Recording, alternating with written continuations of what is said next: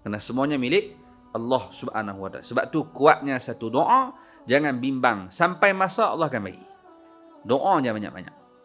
Ibu-ibu, ayah-ayah yang ada pada malam ni, mungkin antara kita ada hajat yang kita tak dapat lagi sampai sekarang. Minta doa pada Allah. Jangan bimbang. Sampai waktu yang paling tepat, masa yang paling sesuai, Allah akan kabulkan permintaan tadi. Bahkan boleh jadi Allah lagi baik pada hak tu. Lagi comel. Habis tak dapat dunia pun, akhirat.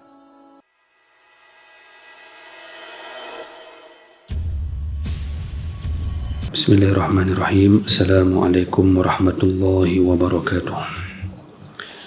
Al-Fatihah. A'udzubillahi minasyaitonir rajim. Bismillahirrahmanirrahim. Alhamdulillahirabbil alamin. Arrahmanir rahim. Maliki yaumiddin. Iyyaka na'budu wa iyyaka nasta'in. Ihdinas siratal mustaqim. Siratal ladzina an'amta 'alaihim ghairil maghdubi 'alaihim waladdallin.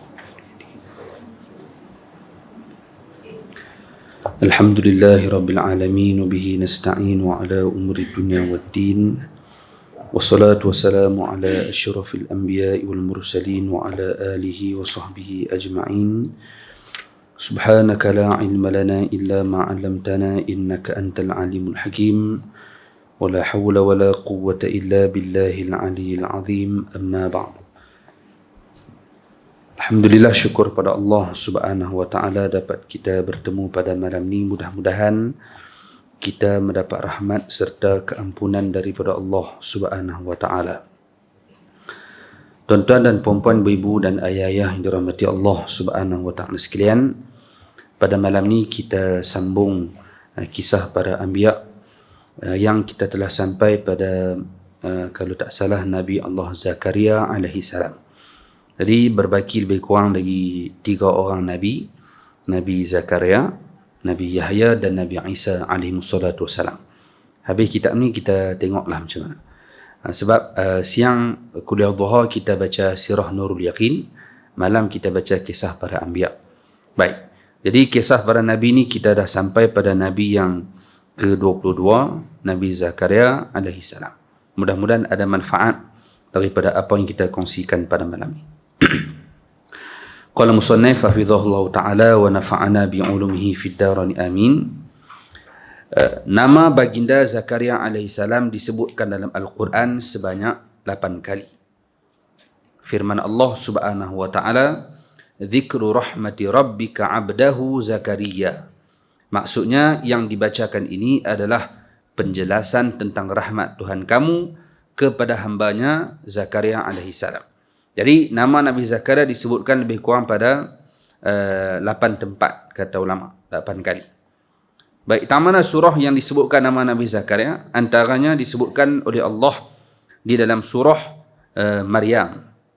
Jadi kisah Nabi Zakaria ni banyak dalam surah Maryam, kemudian dalam surah Ali Imran, kemudian dalam surah Al-Anbiya, kemudian dalam surah Al-An'am. Ni antara surah yang disebutkan kisah dan cerita tentang Nabi Allah Zakaria alaihi salam. Cuma banyaknya dalam surah Ali Imran dengan Maryam. Kenapa? Kerana ada kena mengena. Nanti kita akan sebut sampai pada tempat kisah bagaimana Nabi Allah Zakaria alaihi salam hubungannya dengan Siti Maryam dan Imran. Ada kena mengena. Baik. Nasab Baginda diturunkan, nasab keturunan baginda bersambung hingga sampai kepada Sulaiman bin Daud alaihi wassalam. Ini keturunan Nabi Zakaria.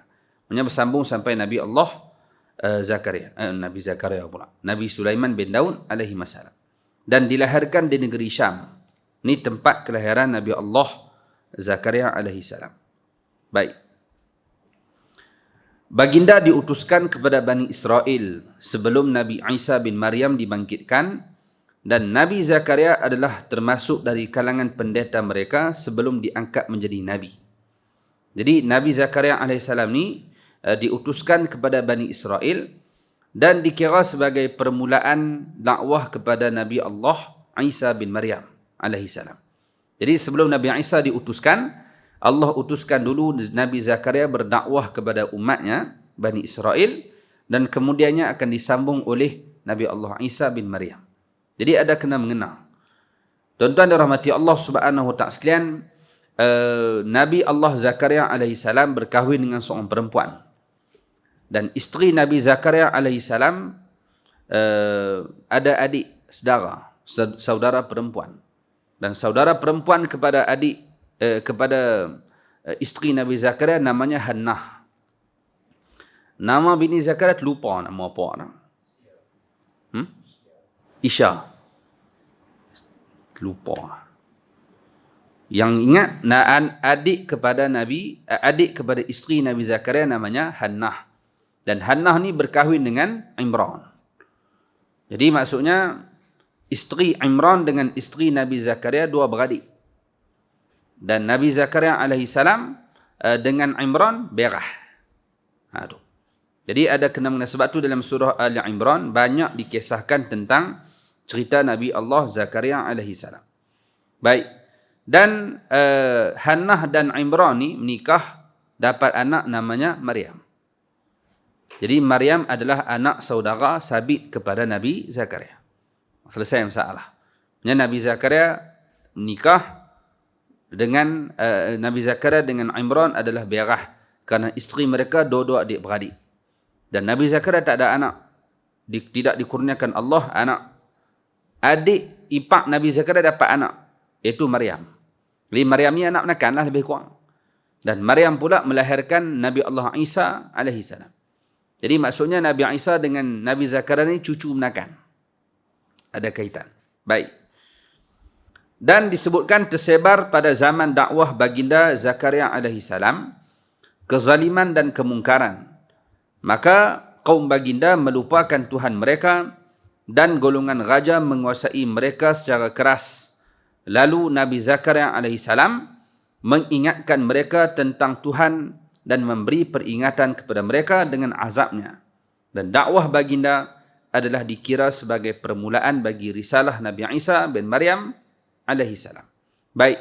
Jadi zaman Nabi Allah Zakaria alaihissalam tersebar kemungkaran yang berleluasa, terutamanya di kalangan para raja. Raja-raja di zaman tersebut melakukan kemungkaran demi kemungkaran. Jahat. Melakukan maksiat. Sebab tu zaman dulu Allah tunjuk kalau raja pun di Jahannam dicelakakan oleh Allah kerana mereka lawan Allah, rakyat biasa. Firaun yang disebutkan sebagai raja yang agung, yang kuat, yang gagah perkasa. Firaun hak raja tu pun Allah bagi Jahannam ni. Dimusnahkan oleh Allah dengan hina. Kita sabar. Sebab tu disuruh lawanlah Allah Subhanahu Wa Taala. Sebab raja yang hebat gah macam mana pun akan kalah. Terbaca satu kisah wali Allah pula. Satu kisah berkaitan dengan seorang raja yang zalim. Raja ni jahat. Lalu datang seorang lelaki masuk ke dalam istana yang dia tak kenal dan muka bengih. Tak kenal ni siapa dia ni.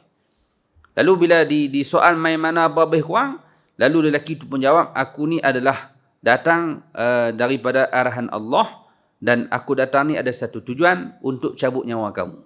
Hang siapa ni? Aku malaikat Israel. Maksudnya malaikat datang dengan rupa para orang nak mai cabut nyawa si Fulan bin raja ni. Dia raja ni dengar ketak dah mampu dah. Malaikat mai nak cabut nyawa. Cuma kerana kesombongan yang ada dalam diri raja, dia raja. Dia berasa gah, berasa hebat, berasa kaya, berasa kuat. Lalu dia kata, boleh nak cabut nyawa saya? Boleh, tak ada masalah. Tapi 3 syarat. Kalau benar kamu ni hebat dan sebagainya, nak cabut nyawa saya boleh 3 syarat. Apa dia syaratnya? Yang pertama, kalau nak cabut, jangan cabut nyawa saya waktu saya duduk dalam istana ataupun saya duduk di luar. Ni benda cabang yang mustahil. Tak duduk dalam, duduk luar. Dua tu tak duduk dalam istana, dia duduk luar. Jadi dia cabang, jangan cabut nyawa saya dalam istana, luar istana pun jangan cabut. Kalau boleh cabut, cabut. Dia cabang Allah. Ni bapak ni. Yang kedua, kalau nak cabut nyawa saya, bukan pada waktu malam dan bukan pada waktu siang. Betul bila? Tak siang malam, tak malam siang, dua. Yang ketiga, kalau nak cabut nyawa saya, bukan di langit dan bukan di bumi. Betul nak duduk dah? Tiga-tiga ni nampak mustahil.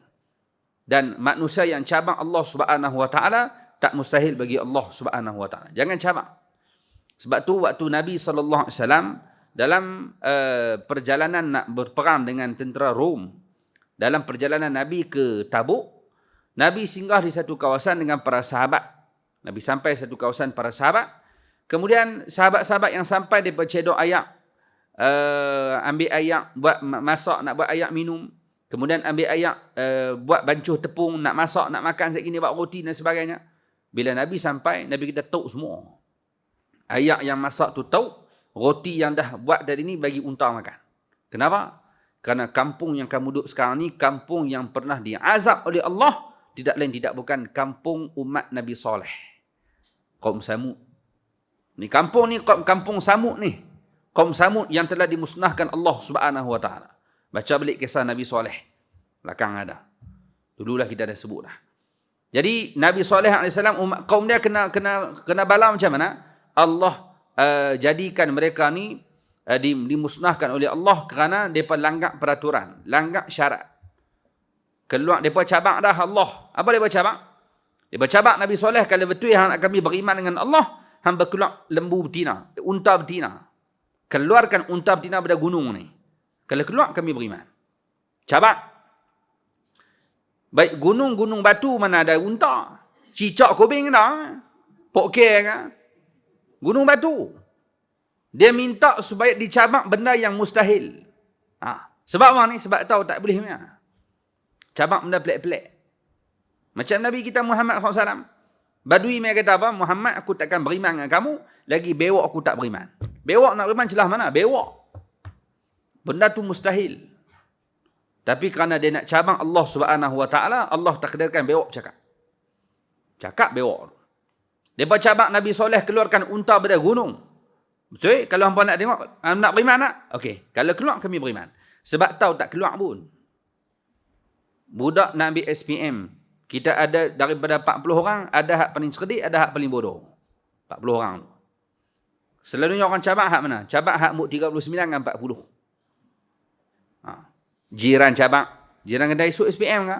Ya, pakcik esok SPM. Baik. Kalau adik dapat 9A, pakcik beli Toyota, beli Pro 2 Arus. Baik. Baik, tak baru lah sebut bilah. Takkan tak disebut kot. Kalau adik dapat 9A, pakcik beli Pro 2 Arus bagi sebiji. Baik, berani tak dia jamin dulu? Berani jamin. Kenapa? Tahu dah, bodoh piang budak ni. Tak boleh dapat. Hang duduk pulun. Budak hak cerdik pulun tak dapat. Saya mana dapat? Saya cerdik. Cerdik saya tak dapat 9A. Contohlah. Contoh bukan tahu saya cerdik ke tak. Jadi nak bak, kalau budak cerdik pun payah nak dapat 9A, tambah budak bodoh macam dia ni. Tahu dah, duk dapat nombor 39, dapat nombor 40, confirm tak dapat 9A. Jadi berani cabak nak? Berani. Sebab dia tahu tak boleh dapat. Macam ni juga mereka cabak. Tahu dah unta tak boleh keluar. Maksudnya kami tak mau beriman pun. Tapi bila cabak Allah Subhanahu Wa Taala, Allah boleh buat benda tu. Unta keluar daripada gunung bukit. Keluar unta betina. Keluar-keluar mereka jadi tak percaya. Dan tetap tak beriman. Tadi dah janji dah nak beriman. Bila dah tengok benda ni berlaku, tak mau beriman juga. Lepas tu pakat pula 3-4 orang, di mana orang kata dalam kitab, tak salah 9 orang. Pakat bunuh unta tersebut. Kerana kalau ada unta tu, orang katanya unta ni main mana ni? Oh, dia kata unta ni yang soleh berkeluar. Kenapa berkeluar? Kami janji nak beriman kalau keluar. Keluar-keluar kami tak beriman pun. Nampak sangat kami salah. Jadi, duk nampak selagi ada unta tu, nampak soleh ni orang betul, kami ni orang pembohong. Nampak macam mana ni? Bunuh unta tu. Mereka nak bunuh unta Nabi Soleh. Tadi dah syarat janji dah. Cabak dah. Keluar-keluar tak percaya juga. Tak mengikut juga. Lepas tu bunuh pula unta Nabi Soleh AS. Tak cukup dengan bunuh unta. Nabi Soleh mereka nak bunuh. Lalu Allah musnahkan umat Nabi Soleh. Ada buat plan nak bunuh Nabi Soleh. Mereka ni dimatikan Allah pada malam tu. Sebutkan dalam hadis Nabi SAW. Nabi Soleh bila dapat tahu unta tu dah dibunuh. Mereka sembelih nak buat gulai. Haram sungguh. Orang duk abang dengan kacau, sembelih terus. Nak makan. Tapi tak lepas pergi makan kerana daging jadi pahit. Jadi waktu Nabi Soleh dapat tahu unta tu dah dibunuh, datang Nabi Soleh tengok menangis. Dan Nabi Soleh bagi tahu, kamu akan didatangkan azab. 3 hari main. Tunggu 3 hari ya. Apa tunggu? Tuan-tuan dirahmati Allah, katanya disembelih unta tu hari Rabu. Bangun hari Khamis, semua muka kuning. 3 hari Nabi Soleh bagi warning, 3 hari. Hari pertama, hari Khamis bangun, kuning muka semua. Wah, kuning, aku kuning, hang kuning, payah dah. Bangun hari Jumaat, hari yang kedua, muka semua jadi merah. Macam terapi light tu. Mula kuning dia jadi merah. Buat pelik ni, merah dah ni. Punggah pakat duk takut dah. Hari Sabtu bangun, jadi hitam terus. Allah hitamkan muka mereka. Tuan-tuan jangan kata, Ustaz dah sampai hari Sabtu dah bang, Ustaz ni. Buat elok sikit. Ni cerita Nabi Soleh. Jadi hari Jumaat, Khamis, Jumaat, Sabtu berubah muka mereka berubah 3 warna. Bangun hari Ahad, terbit matahari pada hari Ahad. Bila naik matahari, Allah datangkan sekali suara yang sangat kuat. Kemudian ada gegaran pula di muka bumi. Bumi bergegar, gempa bumi. Lalu mereka semua mati gelimpangan, mati habis. Mati tangtu juga. Allah jadikan mereka mati. Tuan-tuan dirahmati Allah Subhanahu wa taala sekalian, maka bila Nabi sampai kampung tu, Nabi suruh tok balik. Jangan makan, jangan minum. Kerana ni tempat pernah kena azab. Jangan minum kampung ni. Dan Nabi pesan kepada para sahabat, jangan sesekali cabang agama Allah sebagaimana umat Nabi Soleh cabang Allah Subhanahu wa taala. Jangan. Ni raja ni cabang. Dia cabang apa? Nak cabut nyawa saya boleh, bukan dalam istana, bukan luar. Bukan pada waktu malam, bukan pada waktu siang. Bukan di langit, bukan di bumi. Cabang. Jangan cabang Allah. Tuan-tuan dirahmati Allah, bila malaikat balik, dia duduk ketak dah, mampu dah. Jadi dia buat macam mana? Dia arahkan hulu balang, bina tembok yang sangat kuat, keliling istana ni. Siapa pun tak boleh masuk. Jaga sungguh istana ni. Sampai luar tu jaga. Bina tembok yang sangat tinggi, tak ada siapa boleh masuk. Dan hatinya berasa senang, kerana tak ada siapa boleh masuk lah. Jadi, dia pun ambil kuda tunggang. Hobi raja naik kuda. Ada raja minggolf. Ada raja naik kuda. Kalau saya jadi raja, saya naik kuda agak Rambo. Rambo main kuda agak. Maksudnya tengok keadaan masing-masing ada hobi ni. Raja ni naik kuda. Tengah-tengah duk naik kuda. Tiba-tiba dia terserempak dengan seorang lelaki. Dan muka lelaki ni lagi bengih pada hari tu ni. Dia tahu dah sebenarnya. Ni malaikat ni. Malaikat mau. Mai pula. Celah mana mai ni? Macam mana boleh terlepas ni? Malaikat. Bukan orang. Kamu bina tembok dan sebagainya. Orang tak masuk. Malaikat masuk. Cuba bela anjing dalam rumah. Siapa yang bela anjing di dalam rumah? Malaikat tak masuk. Yang malaikat ni tak masuk. Nak buat rahmat Allah tak masuk dalam rumah. Malaikat masuk, malaikat maut masuk. Hang bela babi pun dia masuk. Bukan dikira apa. Jadi malaikat ni bukan orang, ni malaikat. Tengok-tengok mampu dah. Jadi malaikat mai sahut cabaran yang diberikan. Kamu cabang Allah, jangan cabut nyawa kamu bukan dalam istana, bukan di luar istana. Sekarang perhati elok-elok kamu duduk tak mana. Dia perhati-perhati, noh duduk tengah-tengah pagar. Nak keluar. Tengah-tengah pagar istana tu. Luar pun nak, dalam pun nak, tengah-tengah mampu dah. 1. 2. Kamu cabang Allah. Jangan cabut waktu malam. Jangan cabut waktu siang. Perhati elok lah waktu bang. Tengok senja. Malam pun tak, siang pun tak. Tengah-tengah nak masuk malam lah. Yang ketiga, kamu cabang bukan di langit dan bukan di bumi. Dan waktu tu raja ni sedang jatuh daripada kuda dia. Ya, langit pun tak, bumi pun tak. Duduk tengah-tengah. Time itulah dicabut nyawanya oleh Allah. Malaikat maut cabut nyawanya. Jadi tuan-tuan dirahmati Allah Subhanahu wa taala sekalian. Jangan cabak. Jangan cabar agama Allah Subhanahu wa taala. Dan tu antara kisah raja-raja yang zalim. Banyak. Zaman dulu banyak Allah cerita tentang raja-raja yang jahat. Raja Namrus, Raja Fir'aun. Ni semua raja-raja yang sombong dan bongkak dan kufur pada Allah Subhanahu wa taala. Jadi pada zaman Nabi Zakaria juga terdapat raja yang bongkak, sombong dan mereka tidak ikut arahan yang dibawa oleh Nabi Allah Zakaria AS. Walaupun diberikan peringatan. Baik. Jadi itu antara dakwah Nabi Allah Zakaria berdakwah kepada raja. Dan kisah dakwah ni banyak sambung pada kisah Nabi Yahya nanti ni.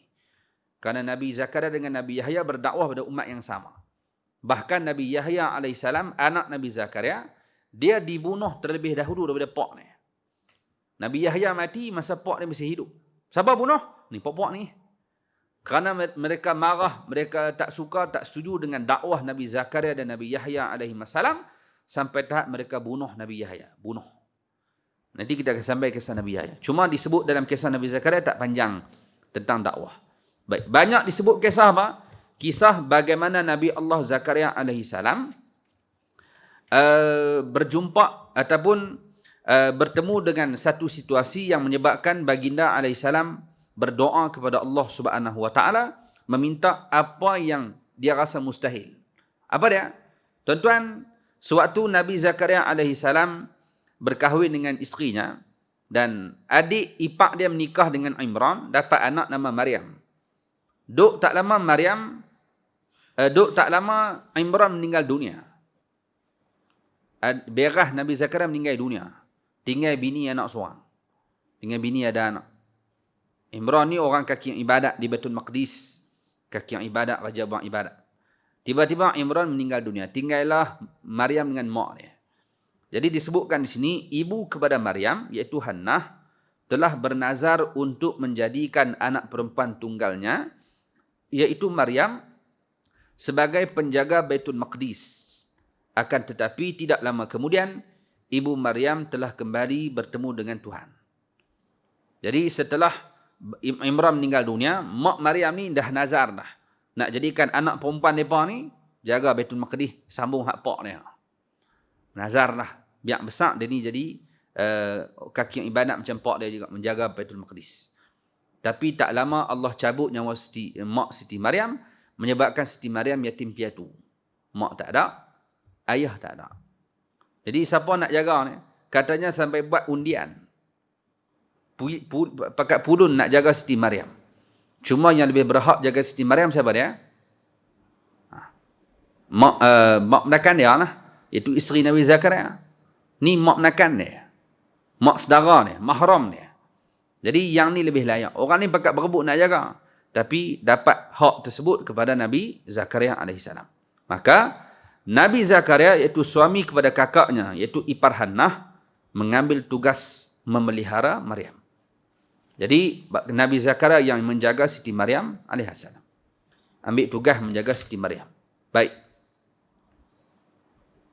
Tuan-tuan dirahmati Allah Subhanahu wa taala sekalian, tugas nak jaga anak walaupun anak orang, tapi tugas ibu dan ayah menjaga anak, tugasnya apa? Tak lain tak bukan bawa anak tadi ikut agama Allah Subhanahu wa taala. Tugas dia. Siapa pun hak jadi mak, jadi ayah, kamu bertugas didik anak kamu dengan ajaran Islam. Antara yang Nabi sebut dalam hadis apa dia? Anlimu auladakum ala thalathati khisalin. Ajarkan anak-anak kalian dengan 3 perkara. Ajar yang pertama, cintakan Nabi Muhammad.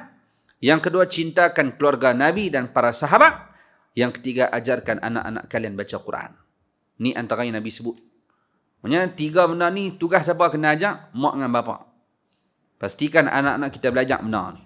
Biar dia kenal Nabi Muhammad, dia tahu keluarga Nabi Muhammad, dan dia reti baca Quran. Penting. Dan ramainya zaman sekarang meninggalkan tanggungjawab dia sebagai ibu dan ayah, tidak didik anak-anak dengan perkara tadi. Ramai mana budak tak reti baca Quran? Ramai. Jadi baca Quran jadi gagap, benda yang dibiarkan. Tak reti ke reti, tak ada kira, tak apalah. Yang penting cerdik.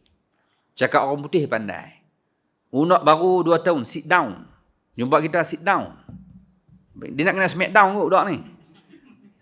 Cakap orang putih tak salah. Tapi jangan sampai mendahului bahasa Quran.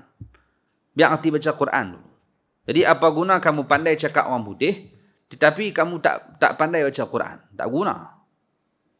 Sampai nak baca Quran, kena tengok terjemahan orang putih. Lah. Dia tak reti baca Quran, dia akan tengok terjemahan orang putih. Buat apa pandai macam tu? Cerdik, ada pangkat yang tinggi, keturunan yang hebat. Yang namanya popular seantero dunia. Oh, kemah. Tapi membaca Quran kena buka orang putih baru reti. La ilaha illallah. Jadi tugas kita kena didik anak-anak reti baca Quran, cintakan keluarga dan sahabat Nabi, yang penting cintakan Nabi Muhammad sallallahu alaihi wasallam. Baik.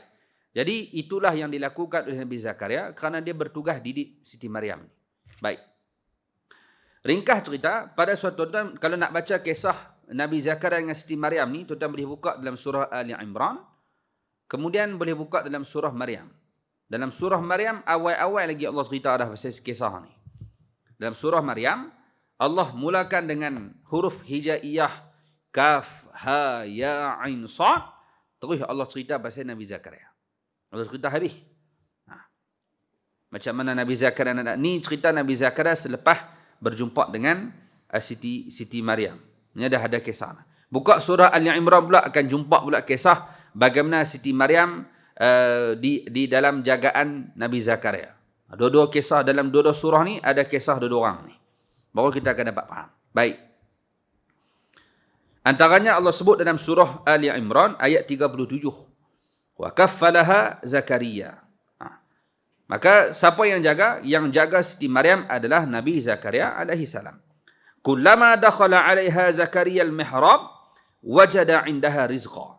Pada suatu hari Nabi Zakaria alaihi salam masuk menemui Maryam dan baginda mendapati di sisi Maryam terdapat rezeki yang sangat aneh. Iaitu buah-buahan yang terdapat pada musim panas ada pada musim sejuk. Jadi waktu dalam jagaan Nabi Zakaria, dia masuk nak pergi bagi makanan.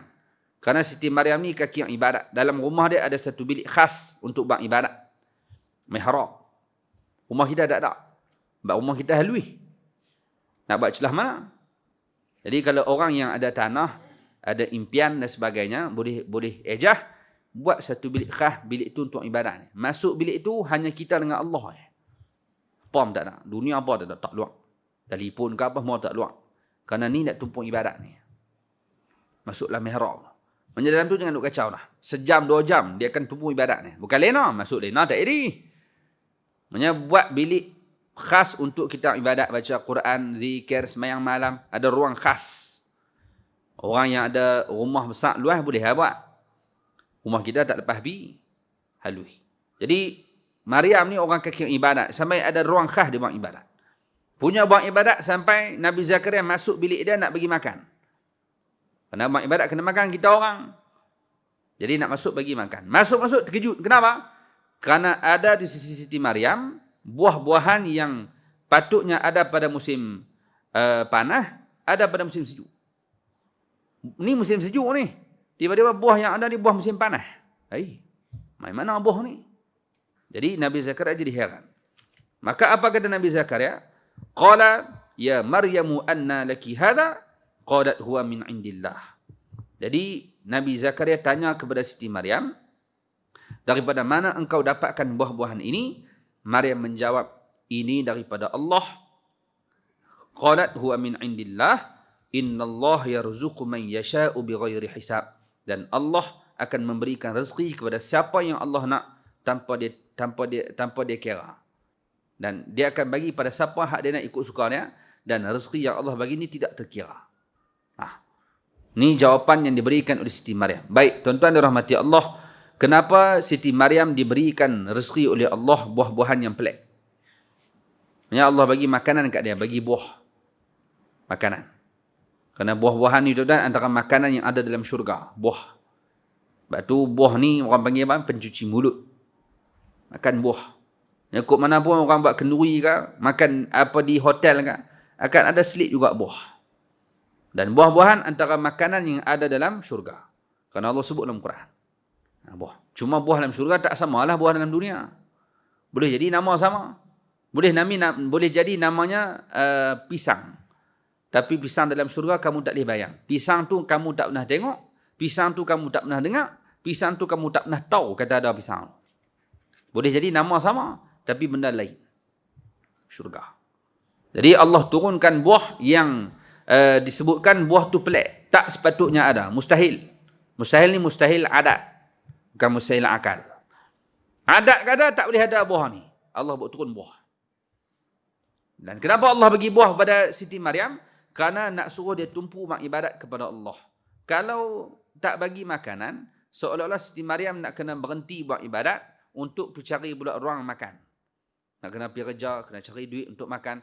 Kerana kita manusia perlukan makanan, baru kuat. Baru boleh buat ibadat kepada Allah Subhanahu Wa Taala. Jadi Siti Maryam alaihi salam tidak perlu berhenti ibadat kerana Allah bagi rezeki siap-siap. Hang duduk makan. Maksudnya tak perlu cari dah. Tumpukan waktu kamu untuk ibadat kepada Allah Subhanahu Wa Taala. Lepas tu perlu juga kadang-kadang kita fokus Tengah buat ibadat, kena fokus hanya pada Allah. Jangan bagi ada benda lain masuk. Hanya pada Allah. Baik. Jadi bila Nabi Zakaria tanya, ni apa benar? Ni main mana? Ni buah ni? Dia jawab, ini adalah daripada Allah. Jadi Nabi Zakaria faham dah. Rupanya Allah boleh bagi benda yang mustahil bagi kita, tapi tak mustahil bagi Allah. Maksudnya, Siti Maryam ni duduk ibadat kepada Allah, tiba-tiba buah yang Allah bagi ni buah yang pelik. Mustahil ada ni. Tapi Allah boleh buat. Maksudnya kita berasa macam mustahil, tapi bagi Allah tidak ada yang mustahil. Dia dengar macam tu, baik. Tuan-tuan dirahmati Allah, Nabi Zakaria AS belum lagi dikurniakan anak. Sehingga baginda melihat perkara aneh yang berlaku kepada Maryam. Lalu, baginda terus berdoa kepada Allah. Dan kemudian daripada itu, datanglah malaikat untuk menyampaikan berita gembira kepada baginda. Dan ketika itu, Nabi Zakaria sedang beribadah kepada Allah di mihrabnya. Malaikat menyatakan bahawa baginda akan dikurniakan seorang anak yang bernama Yahya dan tidak pernah dinamakan seseorang dengan nama tersebut sebelum itu. Tuan-tuan, cerita ni tuan-tuan boleh buka pula dalam surah Maryam tadi. Kisah Siti Maryam makan buah di tengah ibadat, Nabi Zakaria masuk, tu dalam surah Ali Imran ayat 37 ke atas. Cerita tu. Ni cerita Nabi Zakaria AS nak dapat anak pula. Yang dia tak dapat anak, Allah malaikat memberitahu yang dia akan dapat anak zuriat. Dia tak ada anak lagi sebelum tu. Jadi kisah ni tuan-tuan boleh buka dalam surah Maryam. Jadi Allah memberitahu, katanya, ya Zakaria, kamu akan dapat anak lelaki. Jadi Nabi Zakaria waktu tu apa dia? Waktu tu rambutnya dah beruban, tulang-tulangnya dah repuk nah, maksudnya tua lah. Tuan-tuan, tua tak tua, umur dia berapa? Ketika itu Nabi Zakaria sudah berumur 99 tahun. Manakala umur isteri baginda ialah 98 tahun. Tu dia 99, bini 98. Tua dah dua-dua. Tua. Jadi adat kata mustahil nak mengandung dah. Tak mengandung dah umur ni. Dan dia tak ada anak. Tapi bila dia keluar daripada bilik Siti Maryam tadi ni, dia tengok benda yang mustahil, kata tak boleh ada buah tu, Allah boleh bagi. Benda mustahil ni bagi kita. Bagi Allah tak mustahil. Jadi aku umur 99 dah, bini 98. Nampak macam mustahil dapat anak. Tapi mustahil bagi kita. Bagi Allah tak mustahil. Jadi dia gunakan peluang tersebut dengan penuh keyakinan, berdoa kepada Allah Subhanahu wa taala. Doa tu ada dalam surah Ali Imran ayat 38. Apa dia doa Nabi Allah Zakaria? Rabbi habli min ladunka dzurriatan thayyibah innaka sami'ud du'a. Ya Allah, kurniakan kepadaku seorang zuriat yang baik, sesungguhnya engkau maha mendengar doa. Ini kekuatan doa seorang hamba kepada Allah Subhanahu wa taala. Lepas tu doa. Lepas tu kita sebut dah bagaimana Siti Khadijah binti Khuwailid radhiyallahu taala anha, dia juga pernah berdoa kepada Allah waktu dia masih anak dara, minta kalau dia ada peluang dan kesempatan untuk jadi isteri kepada Nabi akhir zaman, maka berikanlah peluang itu kepada saya. Maka Allah berikan peluang itu kepada Siti Khadijah. Maksudnya doa ni jangan buat main. Walaupun kita doa nampak macam tak dapat.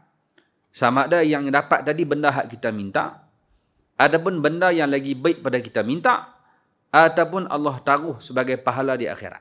Kok mana pun dapat. Saya duk minta doa, minta kereta lain, bukan kereta tu. Sungguh ni. Duk minta bagi kereta lain, bagi kereta lain. Ada kereta berkenan kereta lain. Rupanya Allah tak bagi kereta tu, bagi kereta lain. Dan hak ni lagi baik pada hak kita minta. Kita duk ingat hak kita minta tu baik dah. Tak. Hak ni lagi baik. Kerana Allah akan bagi pada waktu yang paling tepat dan yang paling baik untuk kita. Allah jatah hak mana baik mana buruk kat kita ni. Jangan tinggal minta. Kan saya pernah cerita dah kisah bagaimana kekuatan doa. Minta kepada Allah, Allah boleh bagi tanpa kamu duga. Jadi minta ke Allah. Kisah berkaitan dengan seorang perempuan bernama Ummu Ja'far. Ummu Ja'far seorang perempuan dermawan, hartawan, perempuan yang sangat kaya, duduk di satu kampung. Kampung dia ada pengemis dua orang, lelaki buta. Dua-dua buta. Satu hari dia berjalan nak pergi derma, nak dengar tengok orang kampung dia ada apa ni masalah. Jalan-jalan kot lorong, dengar ada seorang lelaki buta pertama. Mengemis, duduk tepi jalan minta. Dan sambil-sambil minta tu dia berdoa kepada Allah. Doa dia, Allahumma a'tini min fadlik. Ya Allah, kurniakan kepada aku apa yang ada pada kelebihan di sisimu. Engkau maha pemurah, Engkau maha penyayang, Engkau maha kaya. Ya Allah, bagilah kat aku sikit kekayaan. Bagilah sikit kat aku. Ummu Ja'far dengar ni, bagus dia ni doa. Yang dia nak minta kepada Allah. Jalan pula, ada lagi seorang lagi buta. Lelaki ni buta ni pun berdoa kepada Allah. Apa doa ni? Allahumma a'tini min fadli Ummi Ja'far. Ya Allah, kampung saya ni ada perempuan kaya namanya Ummu Ja'far. Kau gerakkan hati dia, mai bagi kat saya sikit. Dia orang kaya kampung ni. Huluklah, bagilah gerak dah hati dia sikit, mai huluk sikit kat saya ni.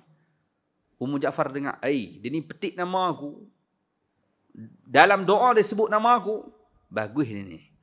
Jadi Ummu Ja'far buat apa? Ummu Ja'far ni kita kata 10 kali Ustaz Abid Liu. Ustaz Abid Liu kita tengok dahsyat dah. Boleh tolong rata tempat, rata orang boleh tolong. Jadi kita pun kata, kalaulah aku kaya, bolehlah jadi macam muhung.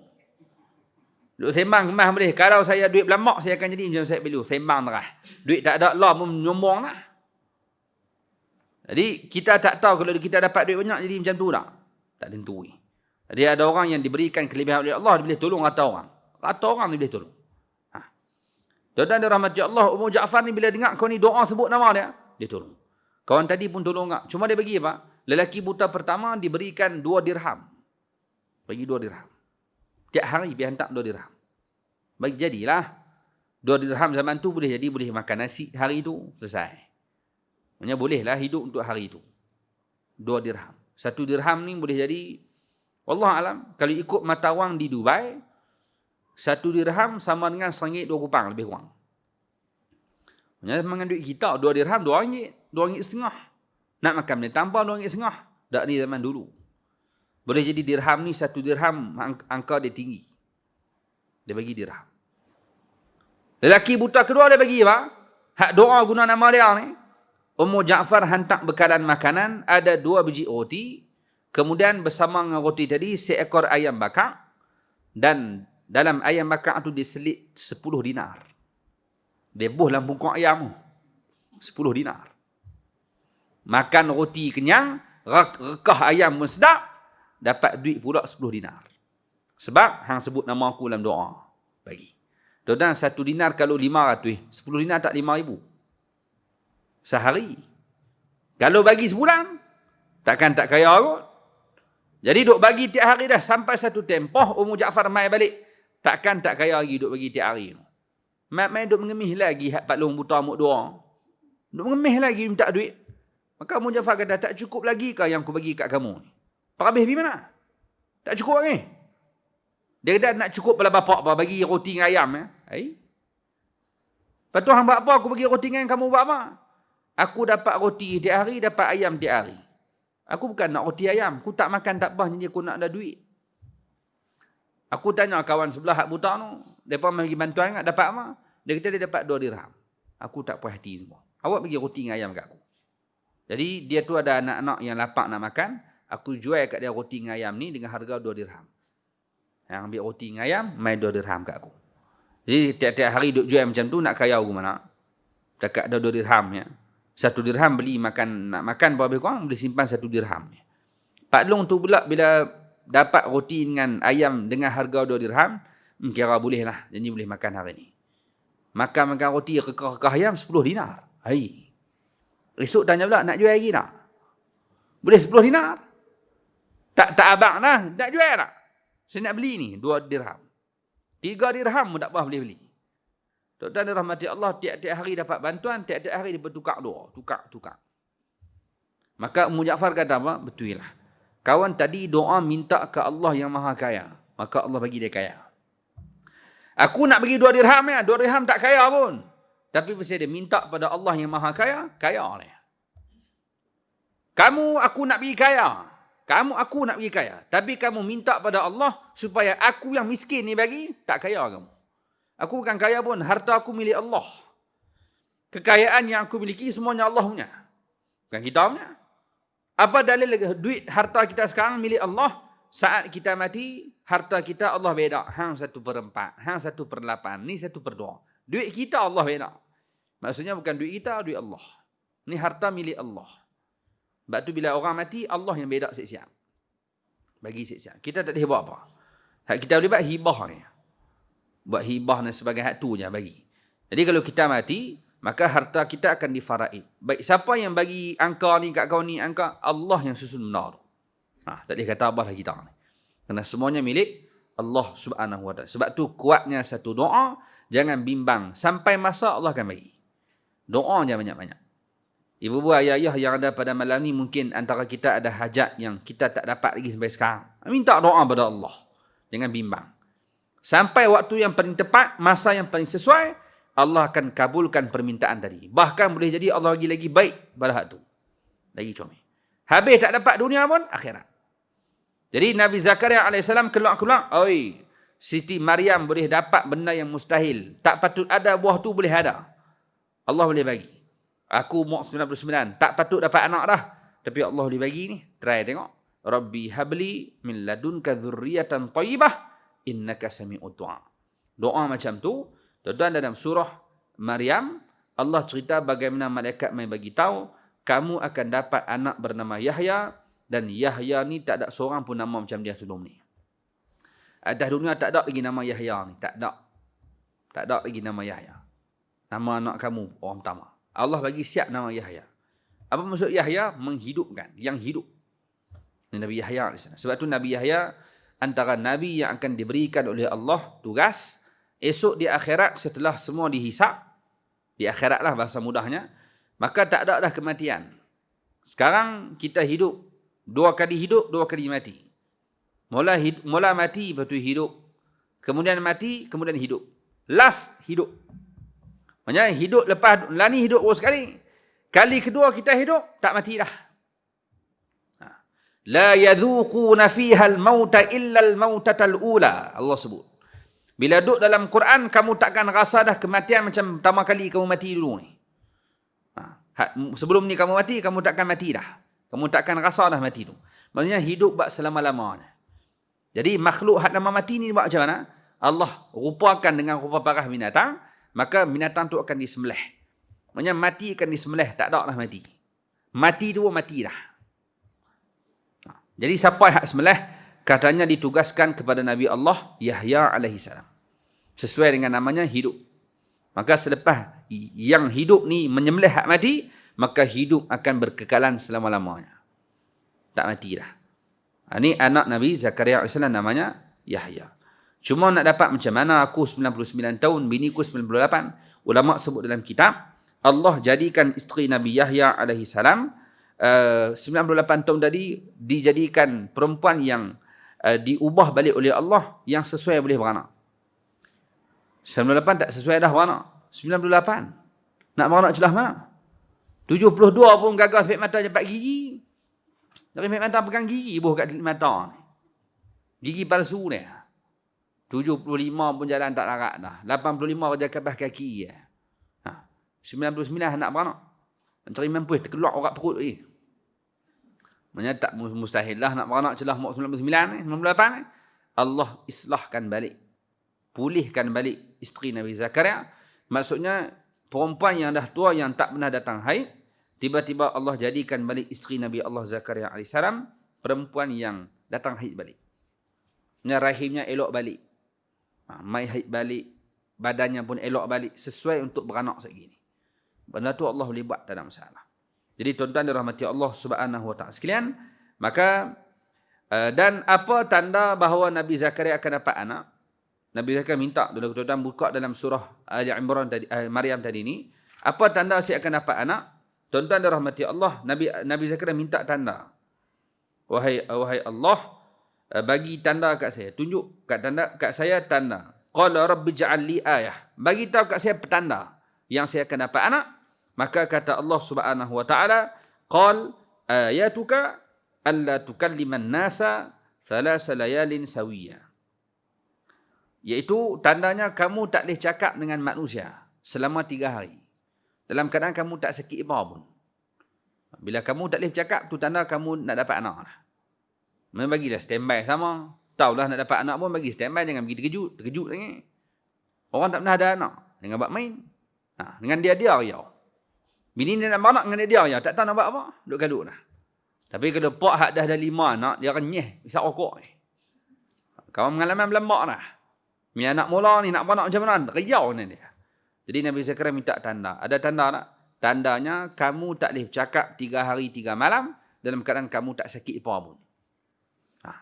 Jadi tuan-tuan dirahmati Allah Subhanahu wa taala sekalian, maka dikurniakan anak pada Nabi Allah Zakaria alaihi salam, iaitu bernama Yahya alaihi salam. Dan telah berlaku pada zaman baginda satu ujian yang besar hingga dibunuh anaknya Yahya alaihi salam dan baginda Zakaria alaihi salam dengan gergaji.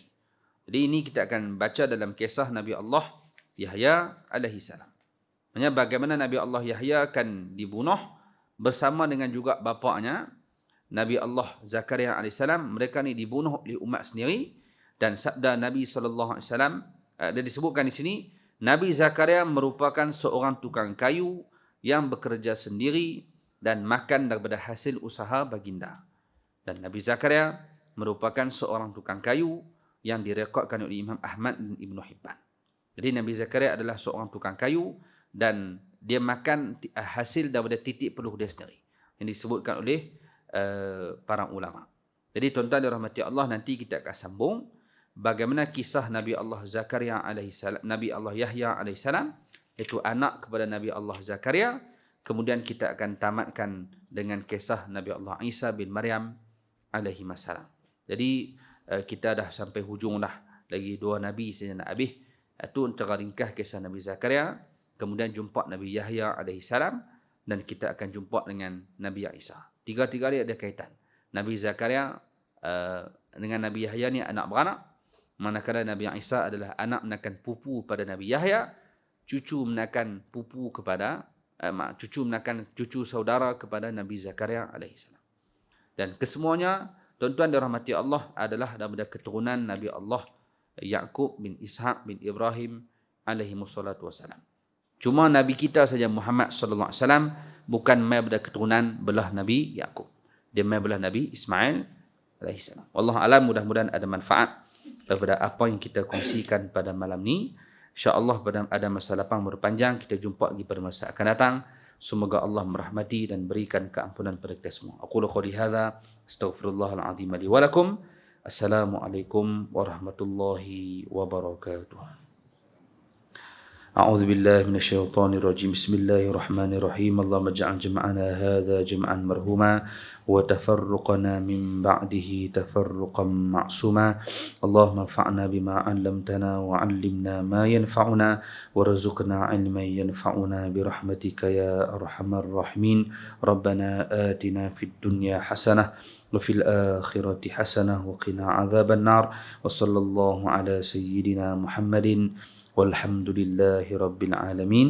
السلام عليكم ورحمة الله وبركاته.